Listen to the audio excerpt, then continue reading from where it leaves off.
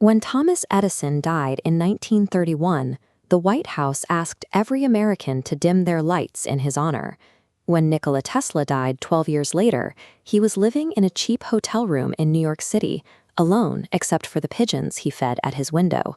The lights that went dark for Edison were powered by the alternating current system Tesla had engineered. Tesla's obituary in the New York Times didn't focus on the grid. It called him a crackpot who claimed to receive signals from Mars.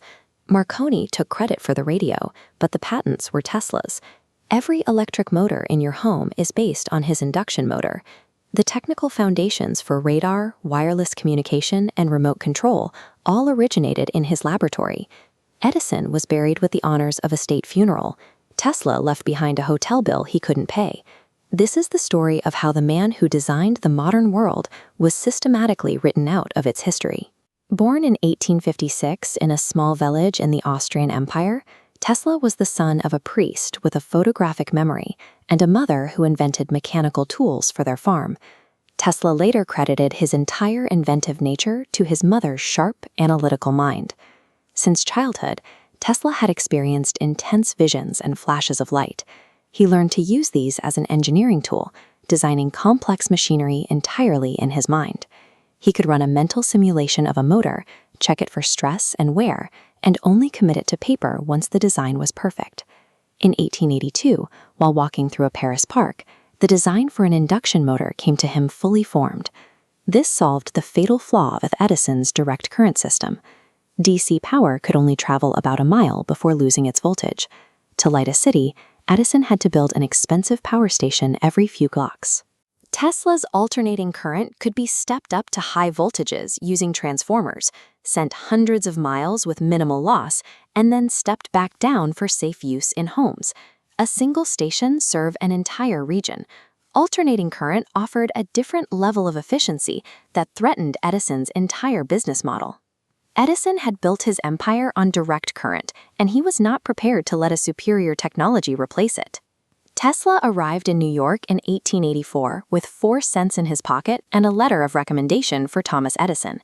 Edison hired him immediately, putting him to work improving the efficiency of the company's direct current generators.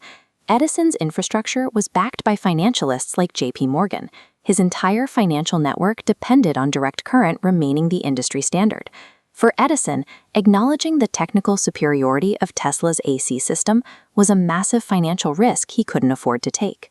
When Tesla successfully redesigned Edison's generators, he asked for the $50,000 bonus he claimed Edison had promised him.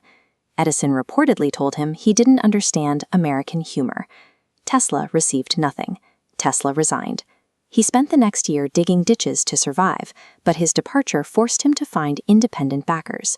By 1888, he had patented a complete end-to-end system for generating and transmitting alternating current.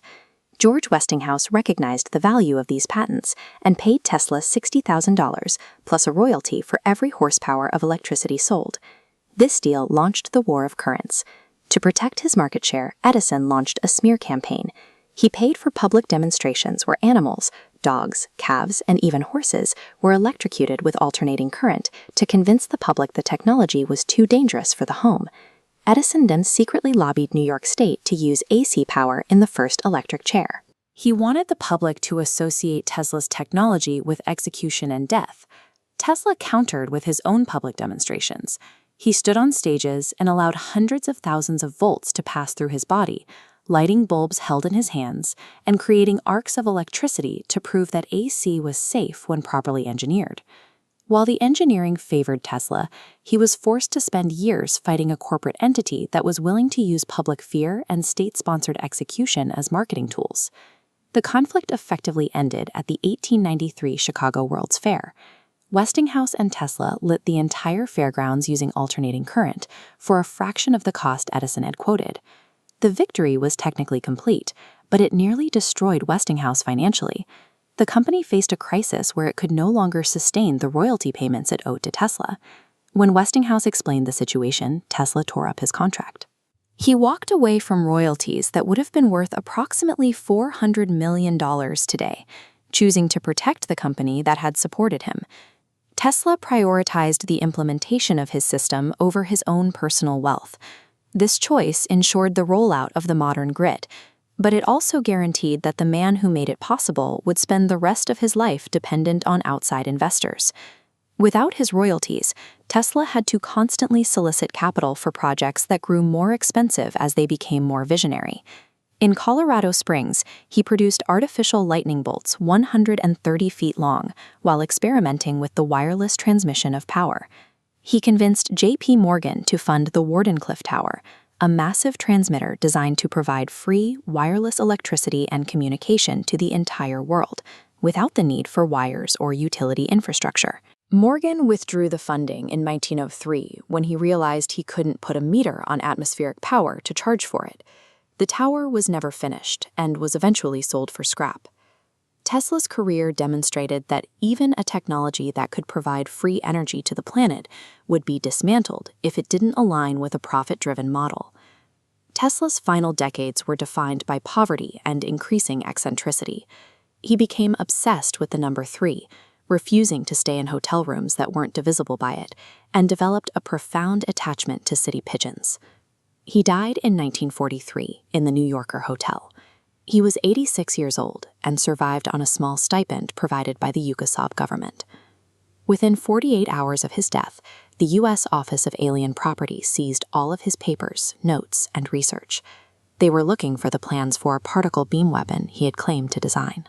Tesla's name eventually became a standard scientific unit for magnetic flux, but he never received $1 in royalties for the electrical system that currently powers every device on Earth. Tesla's alternating current became the invisible infrastructure of New York City, the same infrastructure that would soon be seized by a different kind of power. While Tesla's vision for the city was built in laboratories, the 5 families of the American mafia were beginning to control the physical docks, the unions, and the construction industry. This shadow government ran New York like a corporation for 5 decades, controlling the very city Tesla helped electrify, while the FBI didn't officially acknowledge their existence. The corporate monopolies that fought Tesla eventually gave way to the 5 families, who turned the city's infrastructure into a private criminal enterprise. We will explore the rise of the commission in the next episode.